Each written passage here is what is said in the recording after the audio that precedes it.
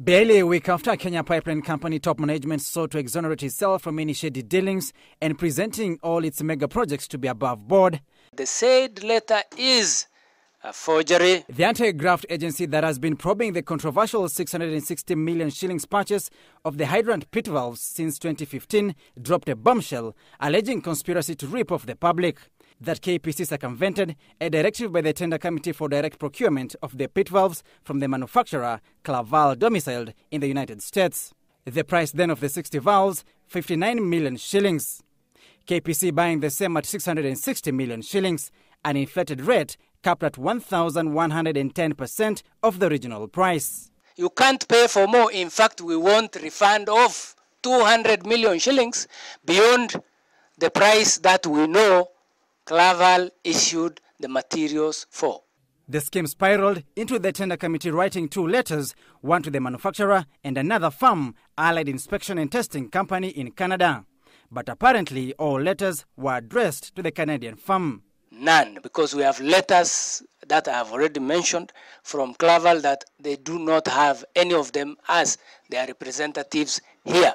EACC claims KPC was in talks with the Canadian firm trying to influence who should be appointed as the agents in the deal.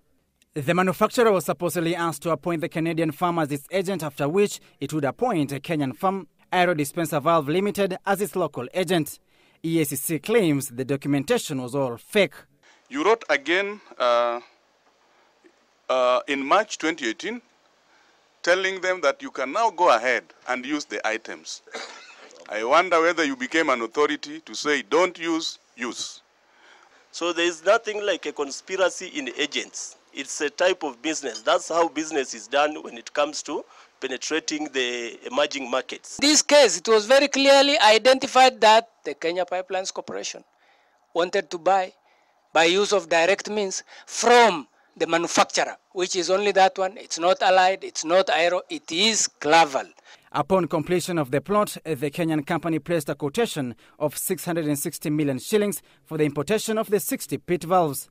The company was paid a 40% down payment of 262 million shillings, with the balance of 400 million shillings remaining.